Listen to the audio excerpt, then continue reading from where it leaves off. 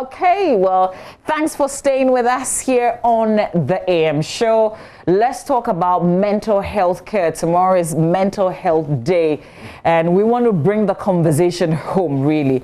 We'll talk about the theme in terms of the concentration for this year's World Mental Day, but there's something that's also very close to us because of all the issues surrounding us that has been brought about because of the COVID-19. So people have lost their jobs. There are those who have had COVID and haven't quite recovered because there are issues after that as well. There are those who still have fears, who still are not comfortable stepping out and being themselves. So many things around this period particularly. So if you feel down and you want somebody to talk to, this is the show for you. We will open the phone lines pretty early in the conversation so you can join us. But let me introduce to you my guest. Seth Mausi Asafo is a clinical psychologist. He lectures at the University of Ghana Medical School. Good morning and thank you always for your time. Thank you. Dorcas Mensah's founder, Others Like Me, GH. And she's also here. Thank you, Dorcas. When you say others like me, what do you mean? The truth is that I have been living with bipolar depression, yes, for a long time. And I know a lot of people in Ghana suffer that condition. So about 3 years ago, I was assaulted, and because of that, I triggered this condition like in a way that I had never seen before. So when I was hospitalized and later sent home, I started feeling so lonely, and I needed people to talk to, like not just anybody, but people who understand what I was going through. And I just couldn't find. I was looking everywhere, going on the internet, searching and searching. So I just thought, why don't I just look for other people who are just like me? So that's how Others Like Me came about. So I first wrote my own story on my Joy Online, and then people started writing to me that they're also going through a whole lot of things. So they also want to share their stories. I started sharing their stories, and then we came up as a support group. So that's what we've been doing. So how many others do you have now? In my support group? Yes. Oh, like we are more than 60. Yeah, we are more than 60. Let me just ask you, Mr. Asafo, how important are these support groups, Others Like Me, for instance, where Dorcas is living it, so she knows all about it and people can easily reach out? I mean, I can agree with her very much with the things that we see in our practice. And one of the most significant things is how people who suffer varying degrees of psychological or mental challenges isolate, because truthfully, others don't understand. They don't know what it feels like. Typically, with clients that I work with who are depressive, people around them feel like they're just lazy. And they say, why don't you just get out of it, get out of bed. It's not that simple. Or that someone who has a drug problem or substance abuse problem, and they say, just stop. So typically, in mental health conditions, people tend to trivialize what the thing is to the person who's suffering. And I say, it's important to have people who are like you or who at least understand you, because it offers you this support or this feeling of being belonging, so I think this is an amazing cause. I spoke to a young lady and I still would have another conversation with her because I thought it was very important. She sat here on the show. It was Suicide Day, and she shared with us how she was abused, how she attempted killing herself.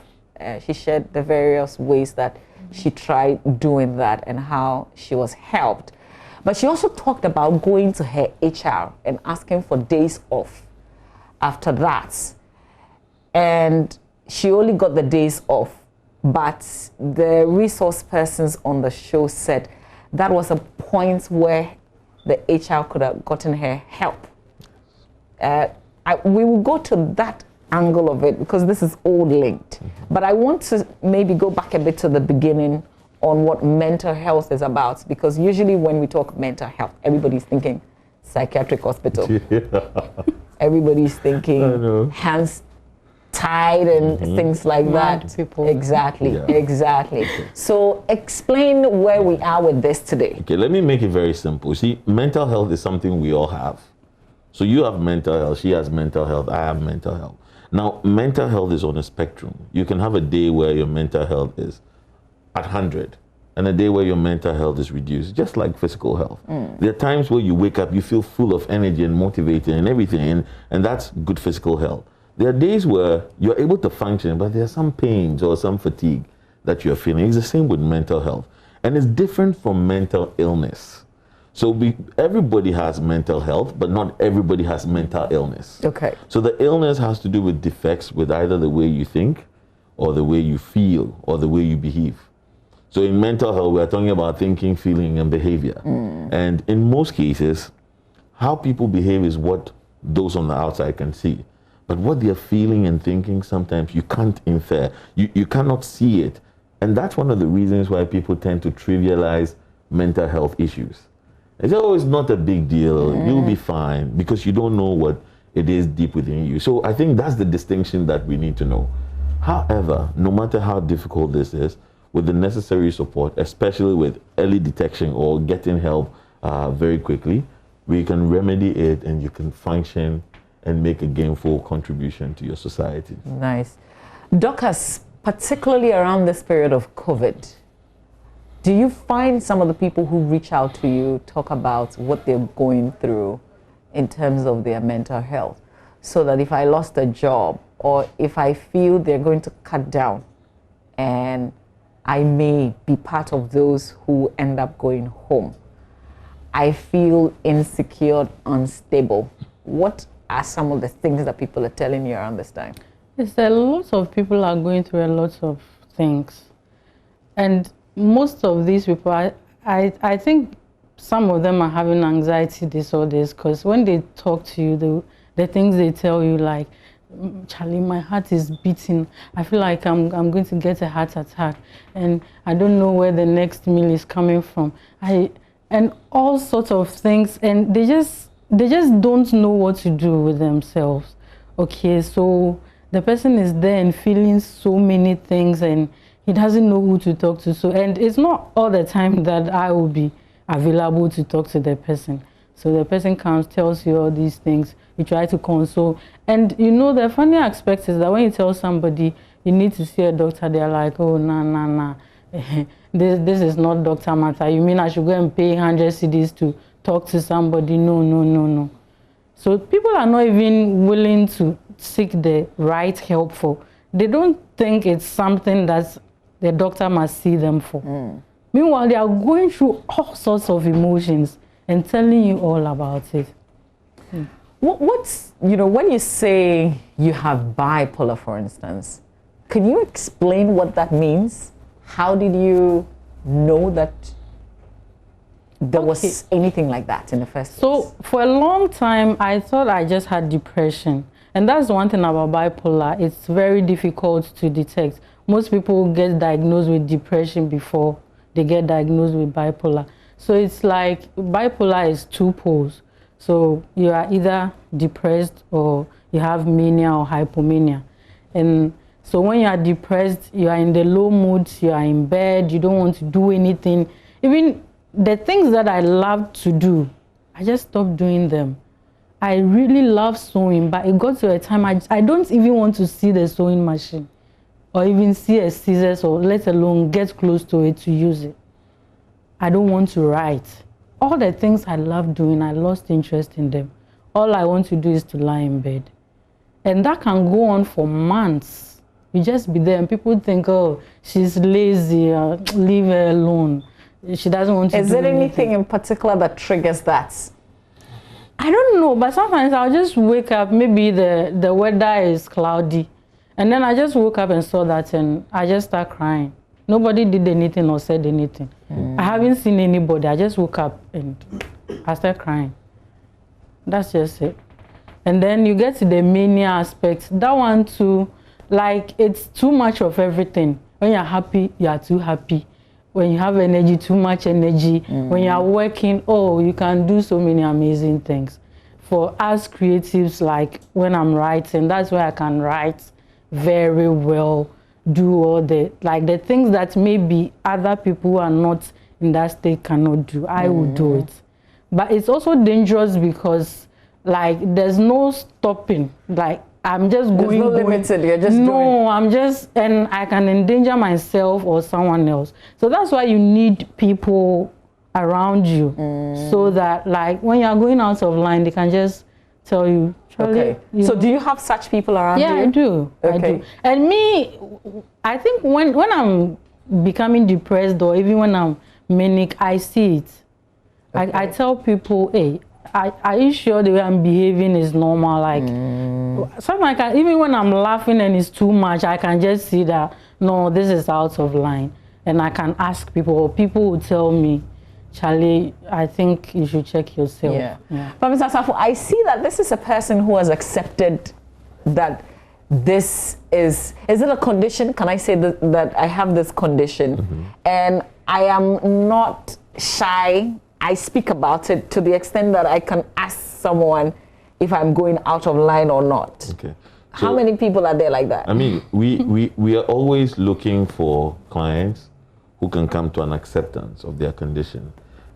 We call it technically as insight. So a client has good insight to their condition. Like she says, I can tell when I'm depressed, I can tell when I'm manic. What that means is she knows to get help when she's getting into that phase. Now, we have some clients who are very poor insight, so they don't even know, or they haven't even accepted their diagnosis. As a result of that, when they are suffering, they basically won't seek help to remedy it or to cut it at a place where it's not excessive. So, you know, like she's explaining, now, most of the times for our clients who have bipolar, they only report to the hospital, or people will bring them to the hospital when they are depressed. Because they love being, for lack of a better word, they enjoy the manic phase. When you're full of energy and you're doing so many wonderful, amazing things, you actually would like it. Now, some people may show it in ways that make them aggressive or a bit promiscuous. And so if people around you, if people who are around you care and they pay particular attention, they might notice that your mood is not as usual as you. So, I mean, if you take me, I'm a very bubbly person. You might confuse mania because I'm that outgoing and all of that. However, you still notice that it's excessive of who I really am. And that's where the important thing is. Once someone accepts their condition, they're ready to follow through on treatment. And that helps us because they become compliant. There are people who will come, you give them their treatment and they either won't come for therapy, or if you give them their medications, they won't take it because they'll complain about varying degrees of side effects and all of that, which is something that people who have accepted their conditions will go back and discuss with their primary healthcare provider that this is what I'm facing, and it helps to give a better outcome for your treatment. So, you know, if this phase, I guess from March, we probably didn't even feel the effect of the COVID until maybe April, May, when businesses were cutting down. So I am okay, or like I've been okay, and then I suddenly switch. You know, it's very easy for me to think that, oh, because I lost my job, and that if I find another job, I will be all right. Is that how it works? Not entirely. See, the truth about, so mental professionals we have a theory, which is that everybody can suffer a psychological challenge or mental illness. All you need is a necessary trigger, which is strong enough. Now, I'm sure we've all noticed somebody suddenly becoming not their usual way after they lost their partner or their job, or they had some chronic illness, or they were attacked by thieves. Now, that was a stressful event. Now, what stressful events do is that they rob us of our sense of security. And the human mind, we say, is very primitive. See, the human mind reacts to things like there is a danger, a wild animal, a dog, something. So we are facing the danger. So every time there's a stressor, the human mind faces it as a danger because that's how the mind interprets it. If you're faced with some real danger, what happens is, because you can see the danger and it's tangible, you can escape it, overcome the danger in the shortest possible time, and put your mind and body out of survival mode. However, in these modern times where majority of our stresses are mental, or they're things that basically we're thinking, what happens is you stay in the state of danger perpetually. And so she mentioned something interesting about people say, my heart is beating. The reality is your heart is beating because it's an adaptive feature. Your heart is beating to pump blood into your major muscles, to allow you to stand and fight or to run away. That's the reality of why your heart is beating. Now, in the same time, it will hold other functions it considers unnecessary. To say, you people relax. I mean, think of it this way. When there are wars, they say women and children stay back, men stay forward. Now, the body also prioritizes things like that. So he says, at this point, we have to survive. If we die, digestion is irrelevant. So that's why some people, when they have these kinds of challenges, when they are anxious about things, they are not able to eat. Because the body stops secreting that hormone that makes you feel hungry. Okay? In the same way, how can you be in danger and sleep? So even though the danger is perceived, the body will respond to it as if it was actual and real.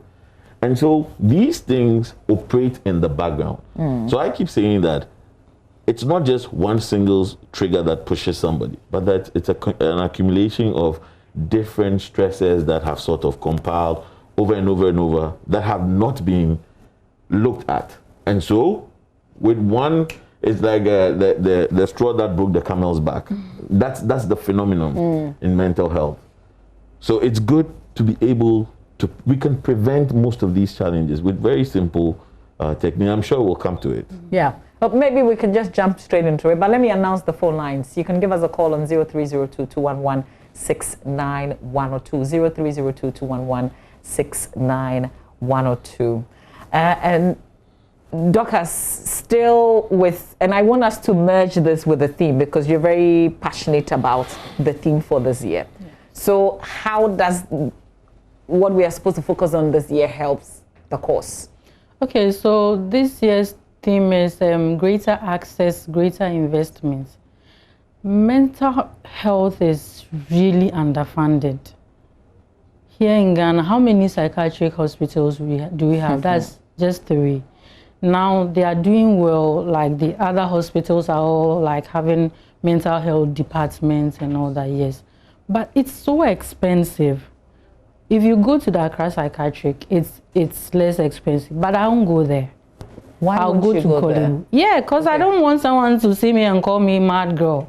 So we haven't done well with the awareness bit so that people get to accept that these are things that happen to human beings like us. It can happen to anybody. So why do you feel safe going to Kolebu, the mental health department, and not going to the psychiatric hospital? The stigma. It's posh. Okay. And Kolebu is posh. I mean, yeah. Okay. When I get admitted at Kolebu, it's a VIP ward. I mean, when I go to Accra Psychiatric, it's not the same. So I won't go there. The care I'll get at Kolebu is not the same. Okay. And it's very expensive at Kolebu. The last time I was there to see a psychiatrist, the consultation alone was 110. And this is not covered by the health insurance? Oh, please. No. Not at all. And mental health treatment is supposed to be free in Ghana. So in the books, it's free, but it's on the ground, it's not. It's very expensive, and it's not covered by insurance, not even private insurance. So you can't even contribute that. Maybe sometime if I need it, I can. You know, so it's very difficult. A lot of people need help. I talk to them, they accept that they need help. Now I get to the money bit and they're like, Charlie, so you mean, by the time he or she finishes with everything, the drugs and all, like 300 cedis, that's a lot of money. You know, that's a lot of, and because the thing cannot be seen, the illness, it's not like my leg is broken and it has been banded, nobody can see. So the person would prefer to keep it than to go and pay 300 cedis or something like that. Well, I will continue with this. Let's speak to Ben. Ben is joining us on the phone. Hello, Ben. Good morning. Hello. Good morning, madam. Yes, sir. You're good? You sound a bit low. Yes, I'm fine. Okay, great. Let's hear you. Yeah, I want to ask the man. Please go ahead. Yeah, I have a child He's 3 years now, but he's hyperactive. You have a 3-year-old Son, uh-huh but he's very hyperactive. okay So we went to the clinician in Bolivia here, but he gave us some drugs, but still the child is not doing well. I want to find out from the man if there's any other help. okay just hold on. Are there any follow-up questions you want to ask him? Oh, you're good. No, this Okay. is a good All right, Ben, premise. thank you very much. Okay. I'm guessing that Ben may be looking at it from a perspective of ADHD, which is attention deficit hyperactivity disorder. However, Ben, at that age, it's okay for children to be extremely active. Sometimes they will drain you, but the more activity you allow them or you create for them, let them do more outside time. If even that doesn't help, then maybe you want a second opinion.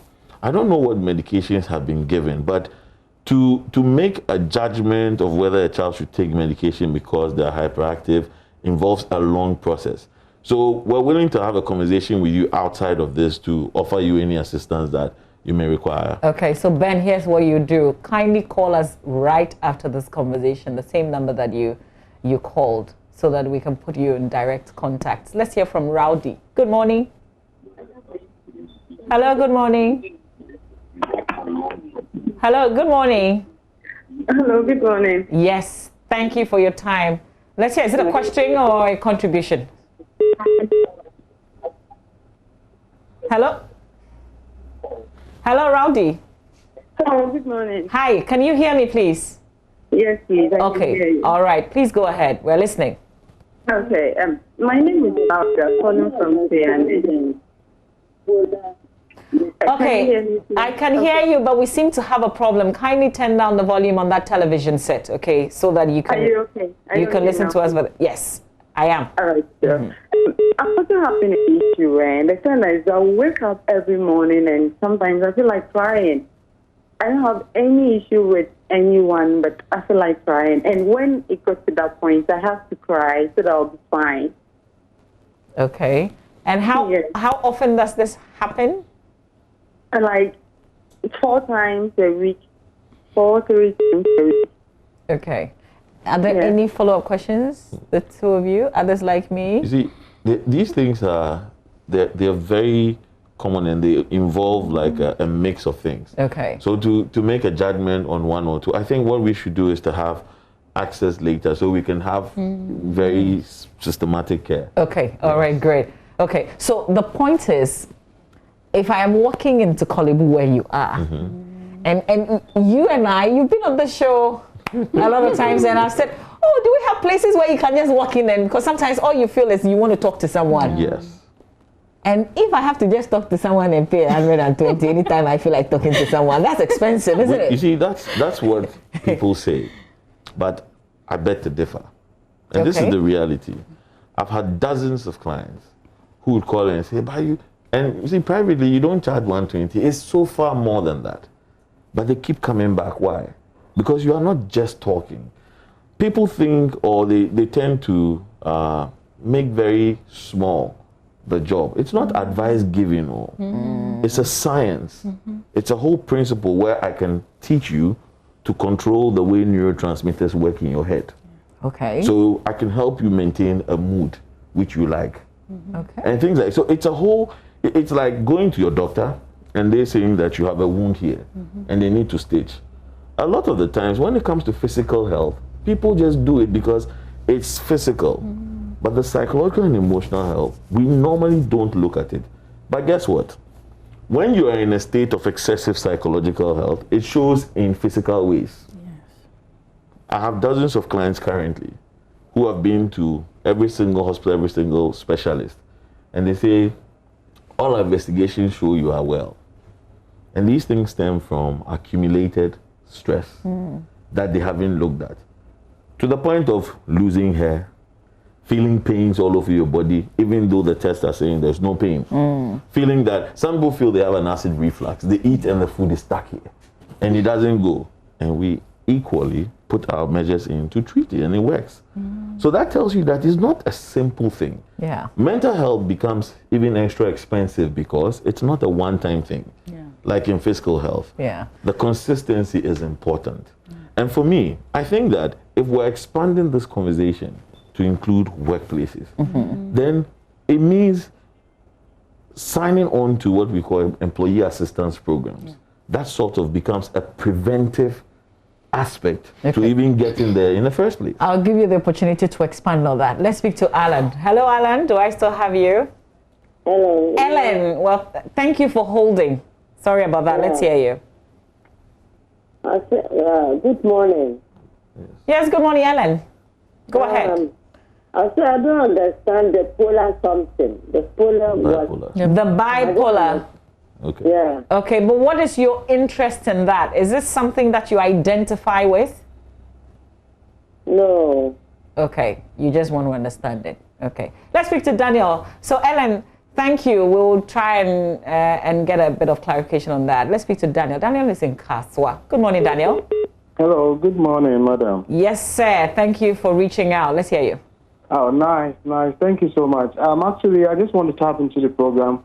I think consistently for some time, I've been experiencing some mood swings, and I don't really know if that can fall into that category of, I have not really made the attempt to visit the hospital for any of such, so I don't really know if that fits into it, because one moment I am energetic, I want to do this, and the next moment it runs down, and then that is it. So it affects a lot of things. So for some time now, I find it very difficult to even know as to whether this is what I can do or this is what I cannot do. Because one moment I'm good at this and I feel so energetic, I want to do this. And the next moment it runs down, and then I have to switch to other stuff. Okay. All right, Daniel, thank you for opening up. Let's hear your thoughts on that. Okay, so first of all, the lady was asking about the distinction for a bipolar. So a bipolar is a mood disorder. So it affects your mood, and it oscillates between being either extremely happy, which we call a euphoria. Now that's the manic phase, or being extremely down or depressed and feeling that life is meaningless. Now in the depressive phase, like she mentioned, it's so difficult for her to want to do anything. You lose your motivation. Sometimes your sleep is impaired, or you just want to be in bed the whole time. There is no energy for you to want to do anything.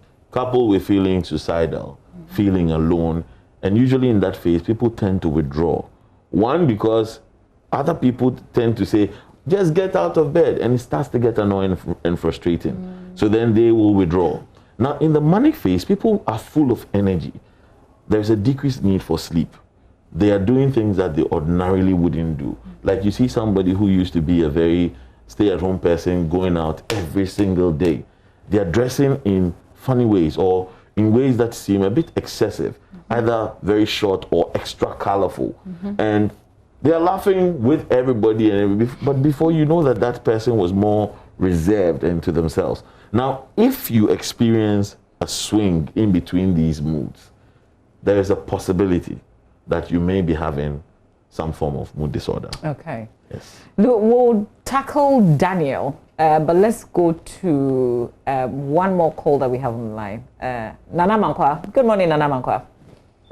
Yes, Mama, sir. I have a problem. I have a 5-year-old son. Yes, Nana, we're listening. You have a 5-year-old son. Yeah, who is very hyperactive. When you put him here, the next time when you come, he's outside there. Okay. And he can't speak. He can't speak. Even if he wants to eat, he cannot even tell us that he wants to eat. And when you put anything, maybe a liquid kerosene, by the time that you can just in it. So I want to know the problem so that I can take him to hospital. Okay. Because when I took him to hospital, they said nothing but signs of autism. I don't know much about it. Okay. All right. We'll try and tackle that. But let's speak to Aku. Good morning, Aku. Good morning, Mama V. Yes, Aku. Thank you for calling. Let's hear you. Thank you. Please, my question is, can continuous mood swing have any link to mental health? Kindly ask your question again. Continuous mood swings. I'm asking if, like, continuous mood swings can also have any link to mental health. Okay. All right. Yes. Thank you very much. So we're just going to hold the calls for now because I think we have to address very important, and I understand many calls coming through, but let's address the issues. I don't want to forget about Daniel. Okay, so Daniel talked about having these mood swings. Now remember that in as much as the mood swings is one of the criteria for diagnosing a bipolar, mood swings can also be caused by stress, which is frustrations in your environment. And definitely what happens is because you're frustrated, you're not able to achieve your goals, that pent up energy tends to make you switch between moods. And those ones are not as excessive. You see, mood swings are very different from a bipolar.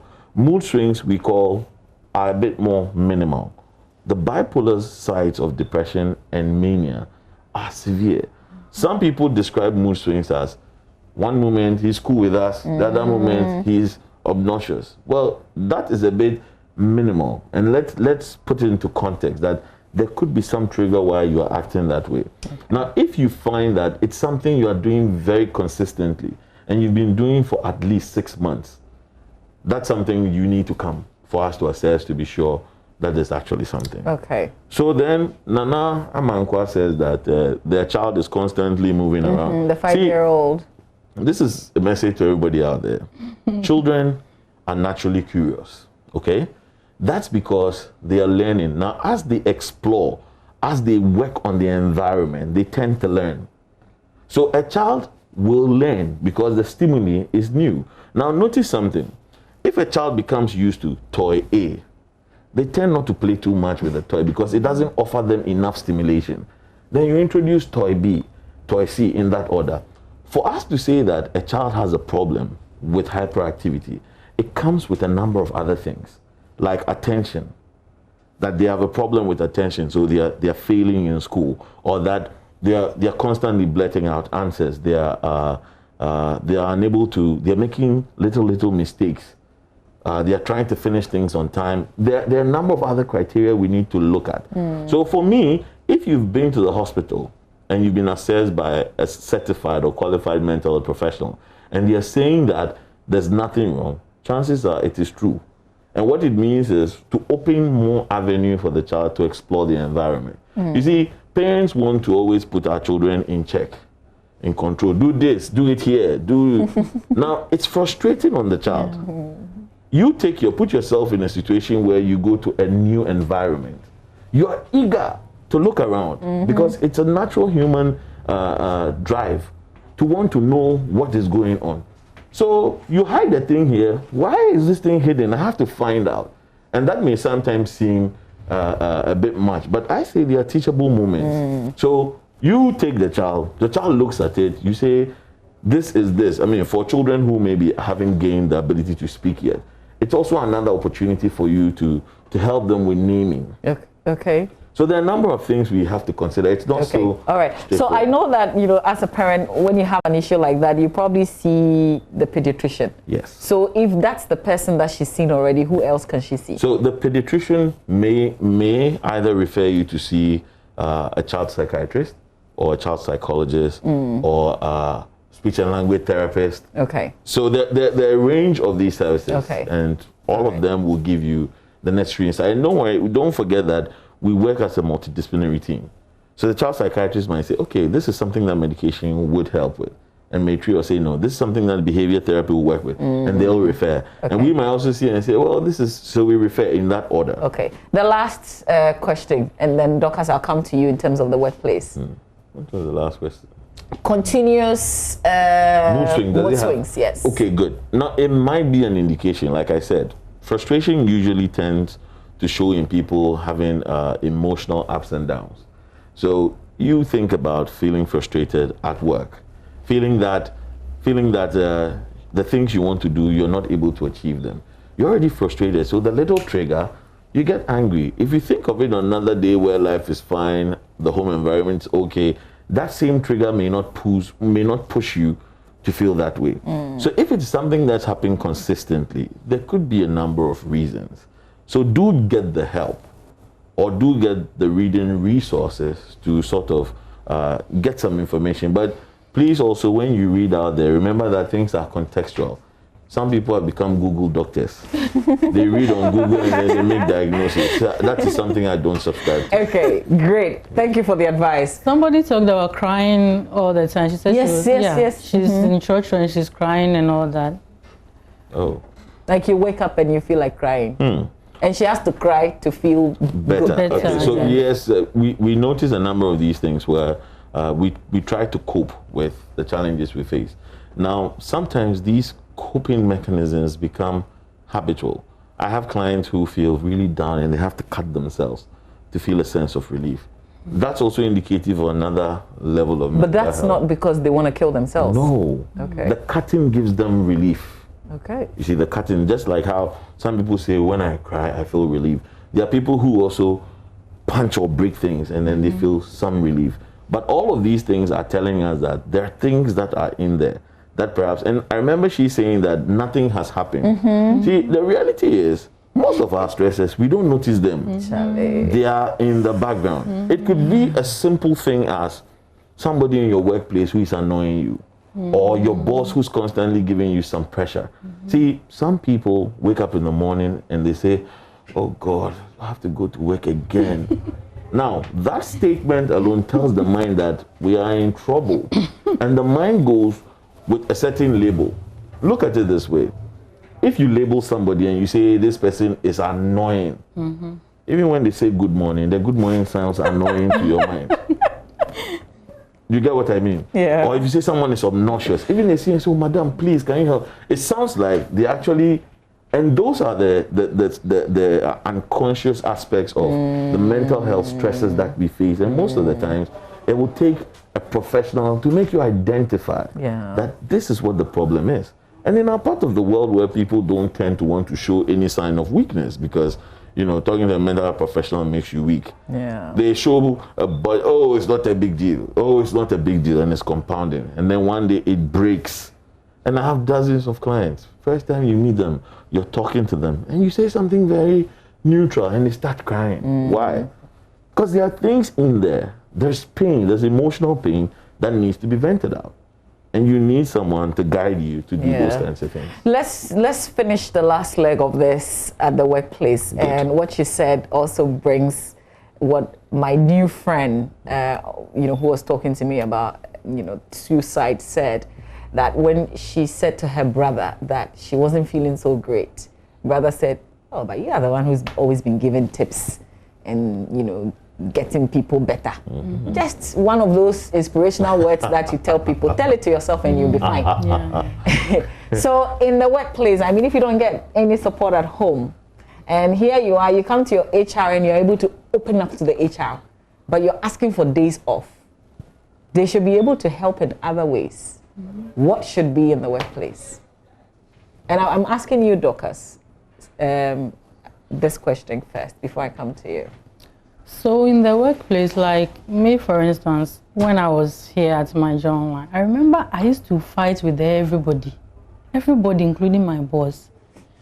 And it was so hard. Everybody's like, she's so stubborn, she doesn't, and I also feel they don't understand. So I think that everybody has to get mental health education. You are holding your phone. You go to Google, please find out what mental health is. Find out what we should know. So, because if we know, it will be easier to deal with people. And I'm sure if back then I had known that my mental health was the reason I was acting in certain way, I wouldn't really have been bothered. Because mostly I was feeling sad because I thought I was a bad person. But something was actually wrong with me. And maybe I didn't accept it because even then I was going to see my doctor, I was taking my medicine. But I was like this and people would say, and she's always fighting and her mouth is sharp and the things nobody will say, me I will say because I don't fear anybody. Every day my boss will be like, you there, you don't fear anything, And I didn't know it was because of my condition that I react that way. Okay, so I think that if if the awareness is there, it helps a lot for people to be more accepting and even like guide us, put us in line. Like I said, I have people around me that when I'm doing things, they are like, Charlie, watch it. So at the workplace, if I'm going out of line, there should be somebody who should, Charlie, I think, so that the person will just check himself. But if we all don't know and we are always pointing finger, you're a bad girl, you don't respect, you are this, you are that, it only makes the situation worse. Yeah. Mr. Safo, you're interested in what should be at the workplace? Well, I mean, before I start, I want to commend some of the corporate institutions who have actually risen up to the task of incorporating mental health into the organizations in a way. So I know personally, I've worked with a number of institutions when this whole COVID pandemic struck. They had online sessions with us for their employees as a group, even when work was about to resume, just to get them back into the system and make them understand what happens when you're faced with uncertainty, what happens when you have to change. And you know, typically, change just unsettles humans. And interestingly, it's interpreted by the brain as danger. So anything that is change causes these kinds of things. Now, sometimes there's very simple things that organizations can do to help their staff. And I say that they don't have to do it alone. You can get the help of a more knowledgeable other and let them do that job for you. And in a lot of research now, you're noticing that for most organizations that are extremely productive, they have what we call employee assistance programs or EAPs. And these EAPs tend to offer help in several modalities for employees. And this definitely tells on or enhances their mental health.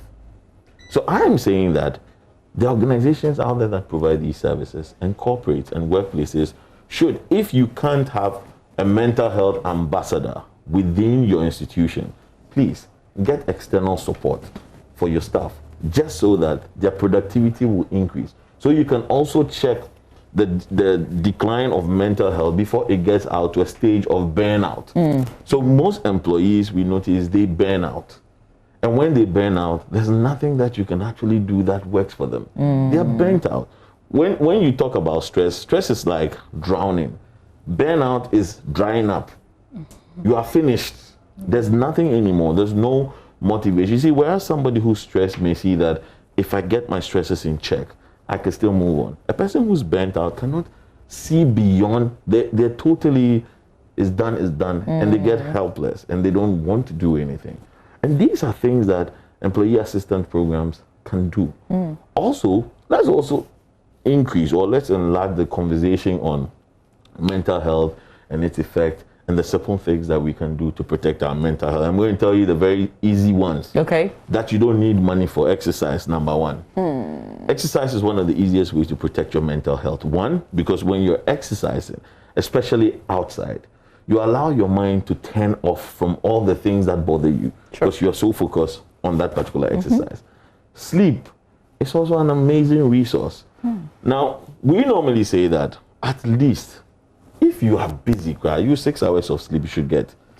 And people don't understand the principle. You see, when you sleep, we have what we call oxytocin, which is the happy hormone or the love hormone that's released into your body. Okay, now it takes about 90 minutes to go through one cycle of sleep. So in one cycle of sleep, there's one dose release. 2 cycles, 2 doses. So 6 hours gives us at least 4 doses, which means that if you're sleeping really well, you are getting more doses of oxytocin, which are natural mood enhancers. And then, so sleep. So exercise, sleep, and fun. Have fun. Make time to enjoy something. See, I tell people that I create pockets of fun and I put them in my basket. So when I hit times that are hard, I go and remove one of the fun and say, I remember this one. So that it mitigates the negative effect of me feeling down. So in as much as you create these memories of fun and fun activities, I mean, you can think about a time where something happened that was so happy and you actually feel nostalgic. It's like you go back into that zone and it counteracts on the stress or the negative mood that you feel at the moment. So these ones, you don't have to pay for it. You don't have to pay for it. Have fun, thank you. sleep, Exercise. and good nutrition and diet. Okay. Let's avoid eating foods that are high in fat, because they give us a quick stimulation, then we crash even harder. Yes. Okay. All right. Dorcas, there are a lot of calls that we couldn't pick. You know, my director kept saying that calls were coming through, but I needed time for us to absorb the questions that had come through. So how do people reach Others Like Me, which is a very important support group? Okay, so we are on Facebook, Others Like Me, GH, and then Instagram as well.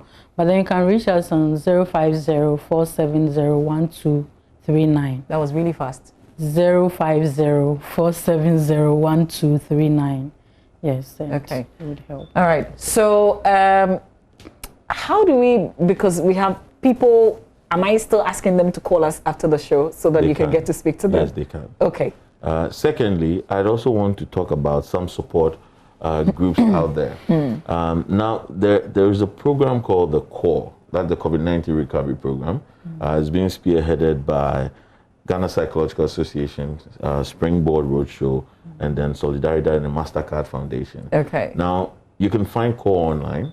They have groups of counselors and counseling groups that you can join, and it has at least 2 professionals, of which I'm one, who will offer different bouts of psychological lessons to help you build resilience in the face of all of this. And I think it's something that you should do. The Ghana Psychological Association has a number of, they have some numbers that you can reach out to.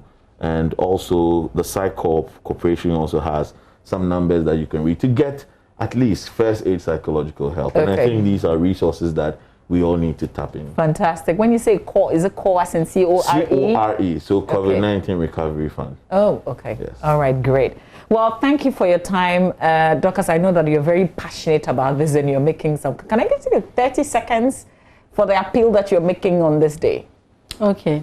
So I want to appeal to governments and other stakeholders, civil society, corporate Ghana. Please, let's invest in mental health, because everybody, 1/4 of our population is mentally ill. So please, it's everywhere. Wherever you are, there's someone there who is mentally ill. And to get the best out of people, they have to be supported. So let's not pretend like we don't know or we haven't seen. Let's put in the necessary resources so that people can get the necessary support that they need, and we have a healthy society. All right. Thank you very much, Mr. Seth Mausia Safo. Always grateful for your conversations and the help that you give to us and also our viewers. To those who want to reach out to him, kindly call us in about maybe 2 minutes or so when we wrap up, so that you can have a direct contact to him. 2 things we're doing. We'll be touching base with our correspondent in the Central Region, Richard Kojanyako. He spoke to us when we started the show. We will be going back to him on the latest, what he has gathered with regards to the killing of the sitting member of parliament for Infantaman. And then, of course, we'll be talking about the National Science and Maths Quiz, which is coming up also on the show. But here's something just a little before the conversation. Very well done. You have won the championship. I am pleased to congratulate you on your achievement as 2020 National Science and Math Quiz champions. Hooray!